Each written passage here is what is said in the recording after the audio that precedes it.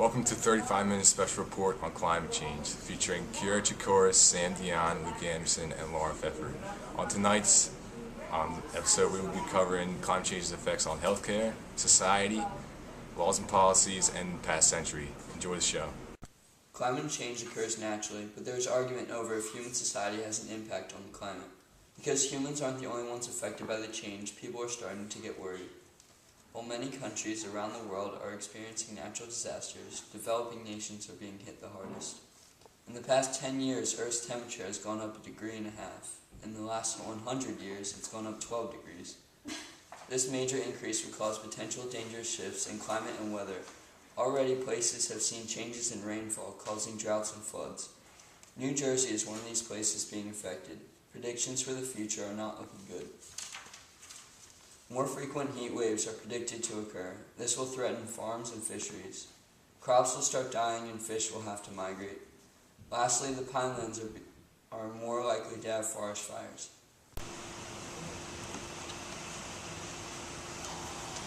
Hello, sir. I have some questions for you. Welcome, How do you think climate change affects how you can pay for things you want or need? Well, I can't say for us. Obviously, I'm living in a shed, so climate change, it's not doing me too well. My house got hit by a hurricane, so I have to live in the shed now. That's very unfortunate. What hurricane did it get hit by? Hurricane Katrina. I was living in New Orleans, and it got hit and flooded. Then you moved up here? Yeah, it's the only shed I could afford. Thank you, Kira. People who live in poverty might have a difficult time coping with changes.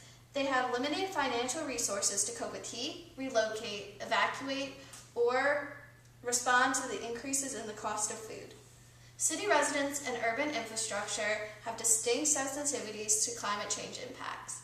For example, heat waves may be amplified in cities because cities absorb more heat during the day than suburban or rural areas.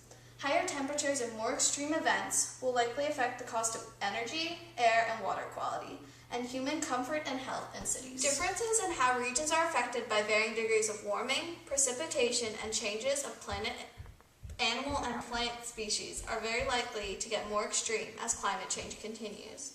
Some areas may actually get a bit cooler for a while. Similarly with rainfall, some parts of the planet will get drier, and some will experience more rainfall.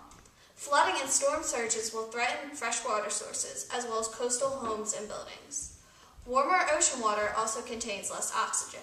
These may harm marine ecosystems, destroying coral reefs that shelter much of the ocean's biodiversity, and harming many other species. In addition to the harmful effects on natural ecosystems, this affects fish that people eat, coral reefs that tourists visit, and the whales, dolphins, and sharks, and other marine life that fascinates so many people. Over the past 4 decades, population has grown rapidly in coastal areas and in southern and western regions of the United States. These areas are most sensitive to coastal storms, drought, air pollution, and heat waves.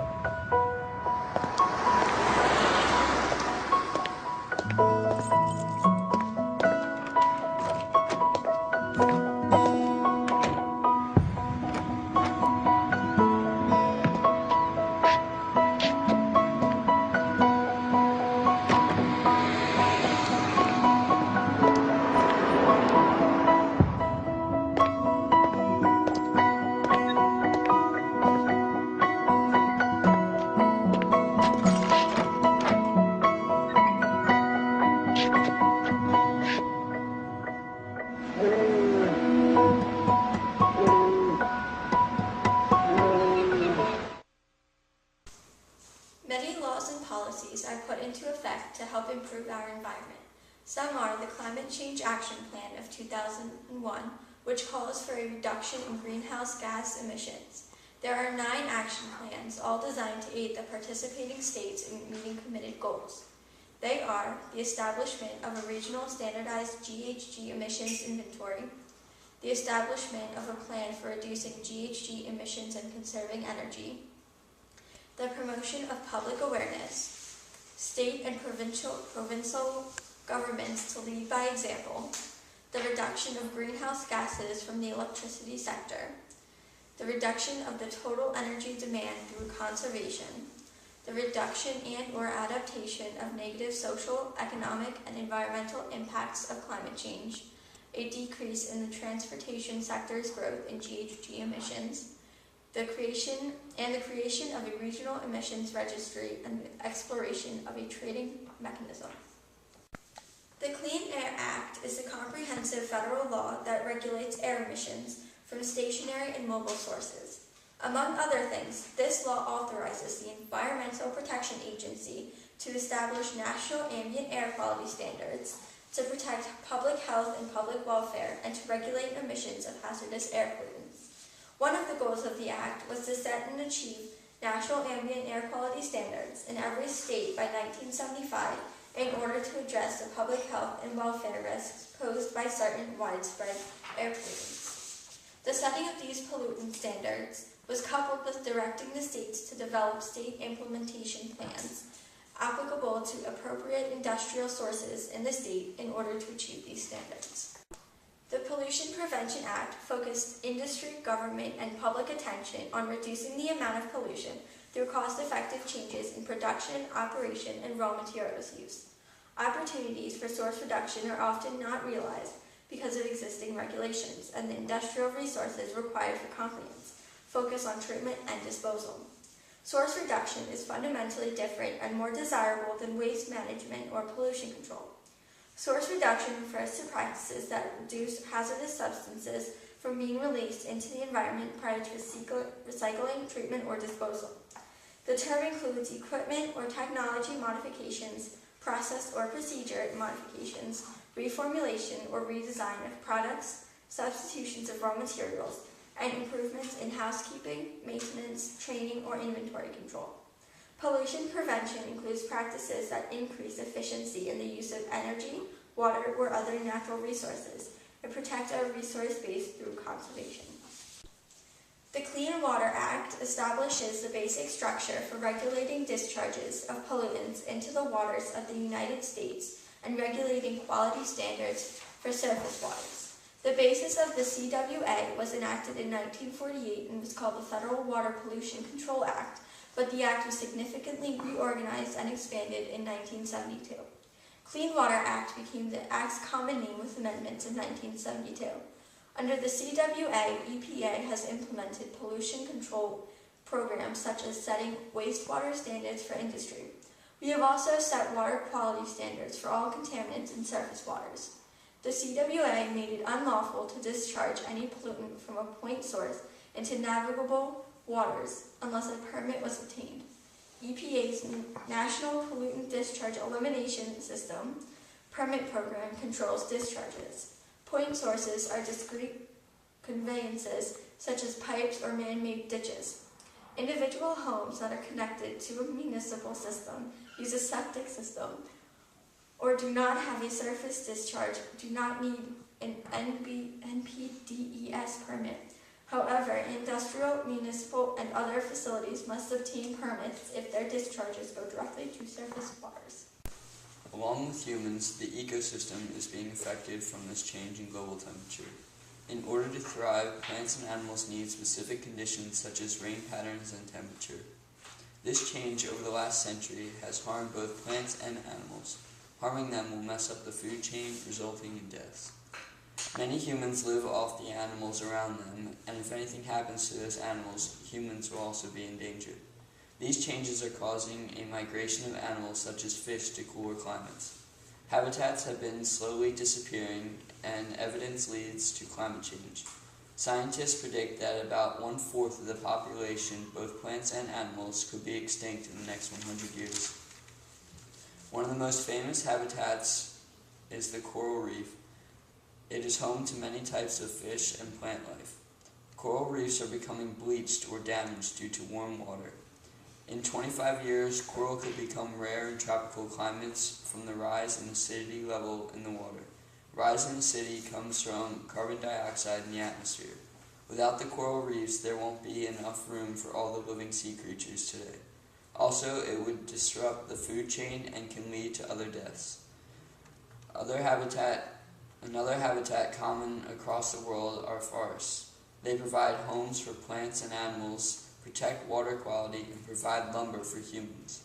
Because they are unable to move like animals, they are more at risk.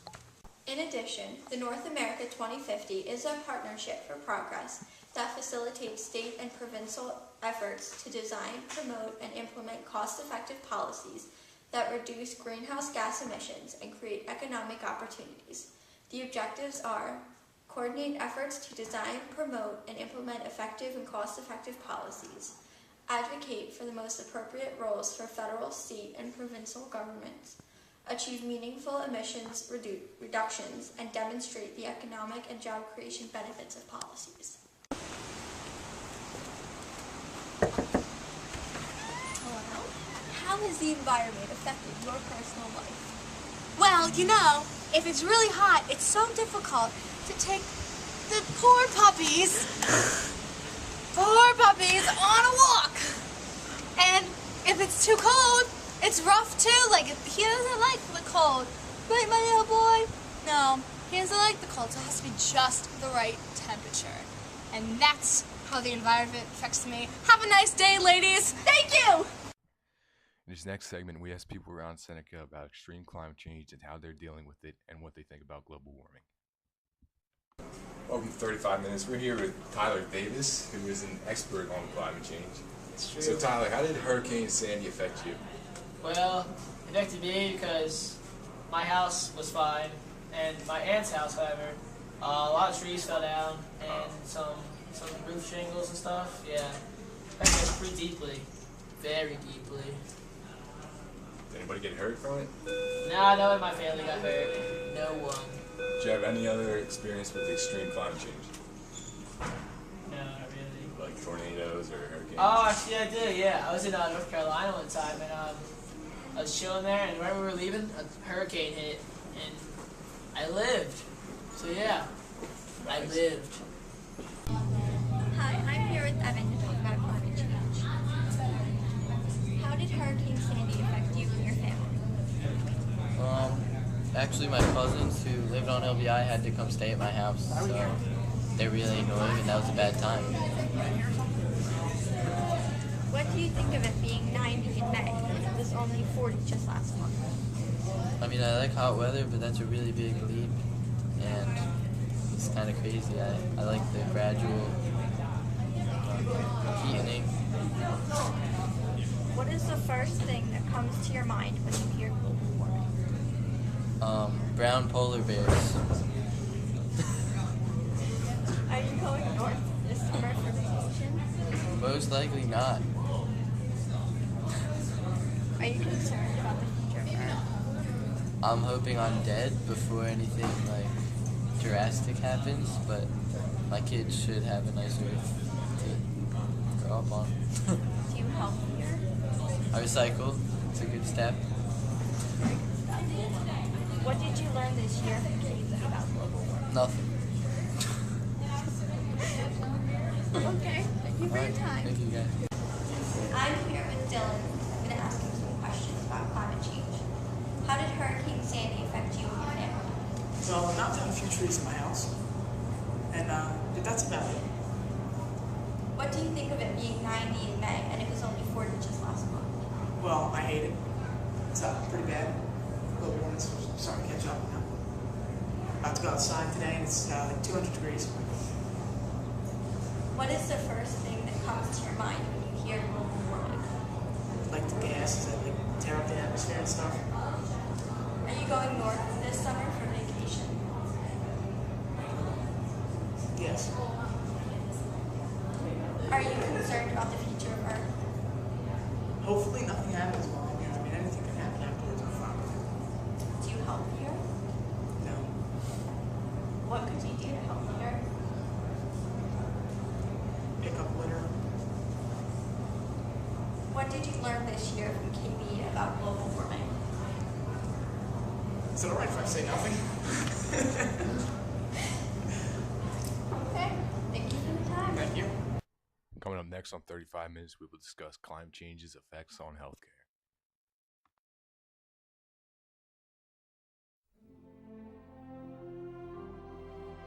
The heavens declare the glory of God. The skies proclaim the work of his hands. In the heavens he has set a tent for the sun. Its rising is from the end of the heavens, and nothing is hid from its heat. But we have made the sun a weapon against ourselves. By carelessly polluting our atmosphere, the average global temperature has risen by 1.5 degrees since the 1800s. Glaciers are disappearing, causing sea levels to rise at an alarming rate. If sea levels continue to rise as projected, millions who live in coastal areas will become refugees. The increase in temperature has already placed a strain on farming all around the world, and places that were once beautiful forests are now desert. The fact is imminent that if we don't do something soon, we will all suffer. To do something about this, contact your representatives. Buy energy-efficient products. Welcome back. Climate change has drastic potential effects on human health. These include heat stress due to heat waves, injuries related to extreme weather such as hurricanes, fires, and floods, infectious disease outbreaks due to changing patterns of mosquito-borne and waterborne diseases. Primary health care has an important role preparing for and responding to these climate change events that could threaten human health. Healthcare costs could rise or fall depending on how extreme climate change is. It's hard to tell how the climate will change, so you can't really tell how much healthcare will cost in the future. But also, healthcare costs are somewhat more responsive to changes in behaviors by companies and households. So, it is possible that healthcare inflation could be slowing down. Another story related to healthcare is that KP, one of the largest care providers in America, has a clear mission to improve health. A surprising and welcome twist, KP is publicly recognizing that climate change threatens their mission. They have 4 major categories of climate change that threatens their mission. Severe weather, which is like hurricanes, wildfires, and floods, and heat waves. They all injure and kill people. Hospitals and all other businesses, for that matter, need to prepare for these extremes, said a KP official. Respiratory diseases such as air quality greatly affects human health. Infectious diseases also affect human health because as the planet warms, bugs like mosquitoes can survive and thrive further north, spreading diseases to new areas. According to the UN, previously untouched areas like the southern United States and Mexico will face malaria, yellow fever, and dengue by 2050. Hospitals and doctors need to be prepared for more diseases that don't normally appear in their area, such as yellow fever and malaria in the southern United States, because they're not normally seen there, but again, if the climate change increases and the heat increases, and those diseases will go there. And doctors need to be prepared for diseases that they could face in the future due to climate change. In other news, the World Health Organization, or the WHO, predicts that the temperature shifts will encourage the spread of infectious diseases such as malaria and cholera to regions that aren't normally used to those diseases, and people won't be ready for those diseases, so their immune system won't be ready for it because they've never experienced it, and there will be a lot of deaths and infections. The health sector can play a key role in helping societies adapt to the effects of climate change and the risks it poses to human health. Among other adaptation methods, the WHO has called for strengthening public health systems and strengthening emergency response programs and research about diseases around the world.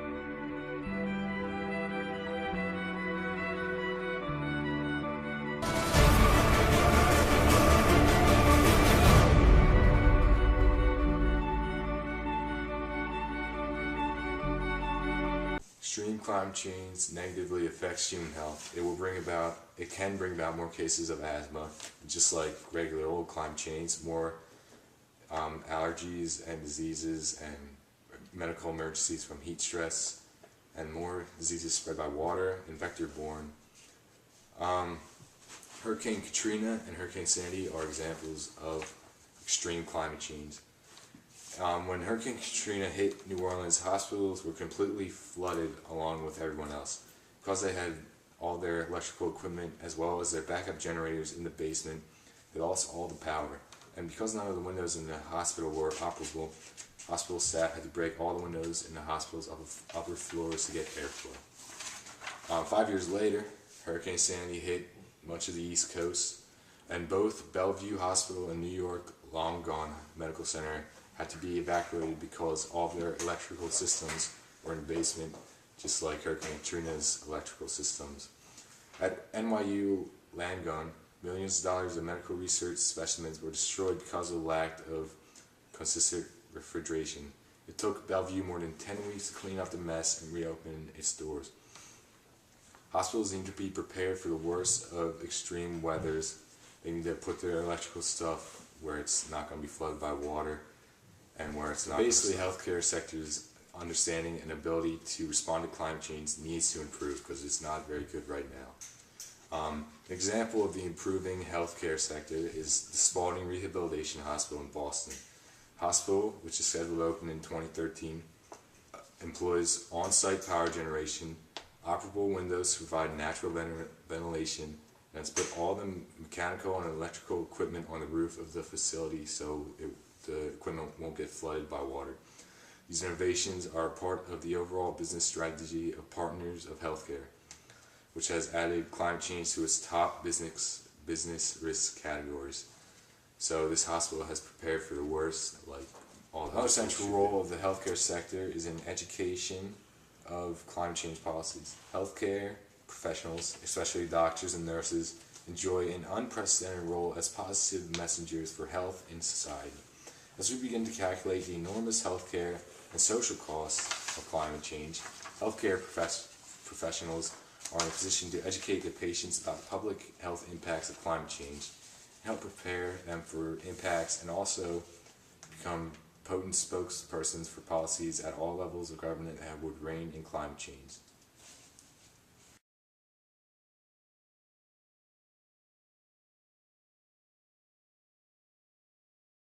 In the future, contraction of snow-covered areas, the increased thawing in permafrost regions, and the decrease of sea ice is virtually certain. It will affect the entire planet in a negative manner. Increased frequency of hot extremes, heat waves, and heavy precipitation is very likely to occur. Increase of tropical cyclone intensity is likely to occur, placing more danger on many areas. Precipitation increases in high latitudes is very likely to occur, changing the environment. Precipitation decreases in subtropical land areas is very likely to occur, changing animals and plants' adaptations. Decreased water resources in semi-arid areas, including the western U.S. and Mediterranean basin, is very likely to occur, causing droughts and maybe even sandstorms.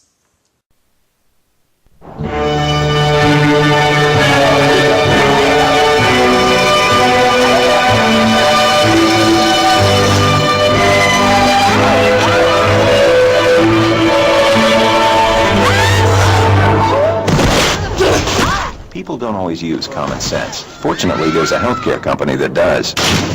At United Healthcare, doctors don't need our... There we go. All right. All right, when it drops, make sure you get that lid on fast. I'm on it.